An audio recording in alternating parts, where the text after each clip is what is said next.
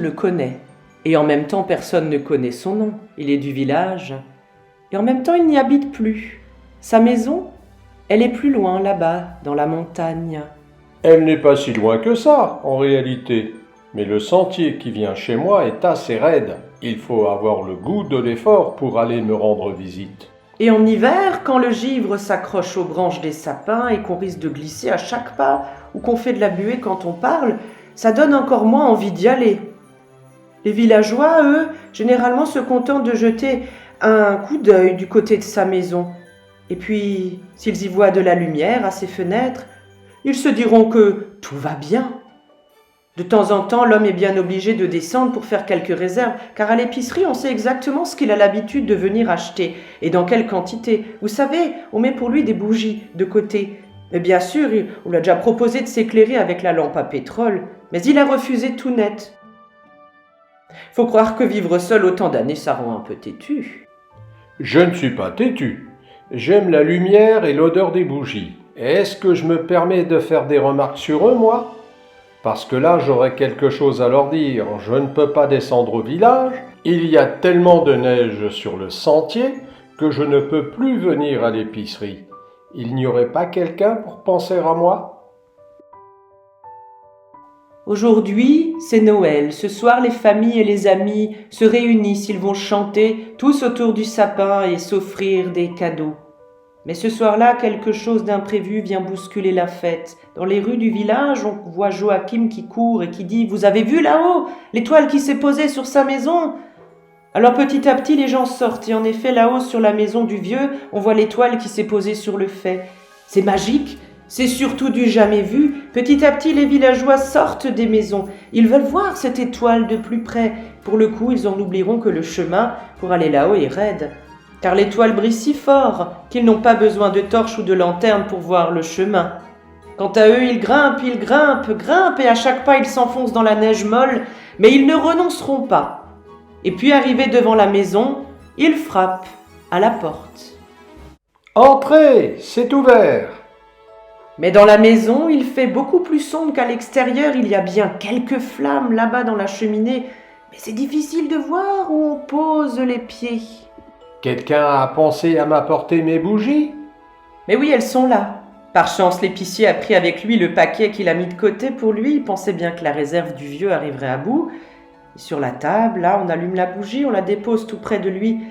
Le vieux se saisit d'un gros livre avec des pages d'un papier tout fin qu'il tourne lentement, très délicatement. Merci. Depuis que je sais lire, je n'ai jamais passé un Noël sans lire son récit. Mais ce soir, je n'avais plus de bougies et je n'aurais pas pu le faire si vous n'étiez pas monté chez moi. « Tu peux le lire pour nous tous ?» demanda quelqu'un.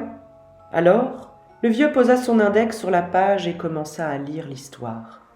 D'après l'évangile de Luc, au chapitre 2, il est dit qu'en ce temps-là, l'empereur Auguste donna l'ordre de recenser tous les habitants de l'Empire romain. Ce recensement, le premier, eut lieu alors que Quirinus était gouverneur de la province de Syrie.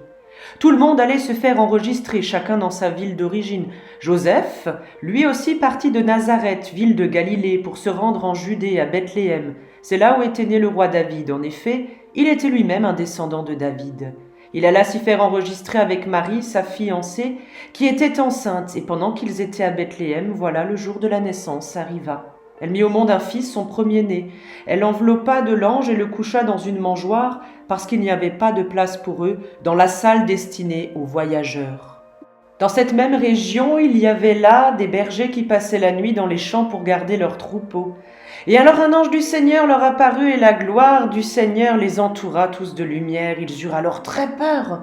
Mais l'ange leur dit « N'ayez pas peur, car je vous annonce une bonne nouvelle qui réjouira beaucoup tout le peuple. Cette nuit, dans la ville de David, est né pour vous un sauveur. C'est le Christ, le Seigneur, et voici le signe qui vous le fera reconnaître.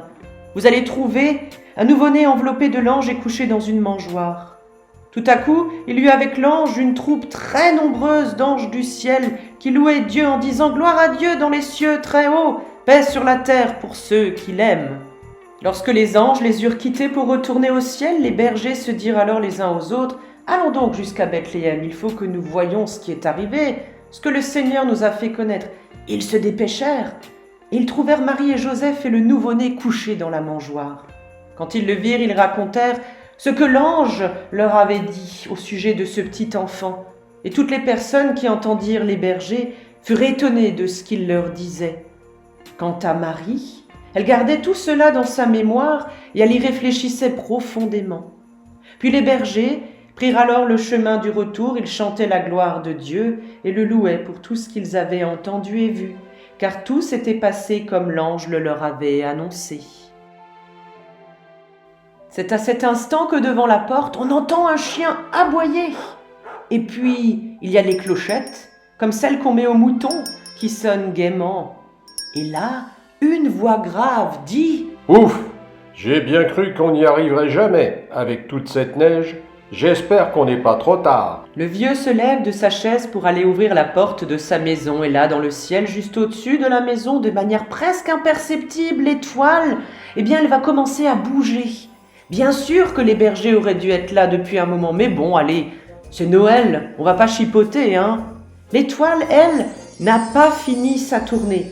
Elle a encore bien d'autres maisons à éclairer. L'étoile va se mettre à disparaître et elle s'en va loin, plus loin.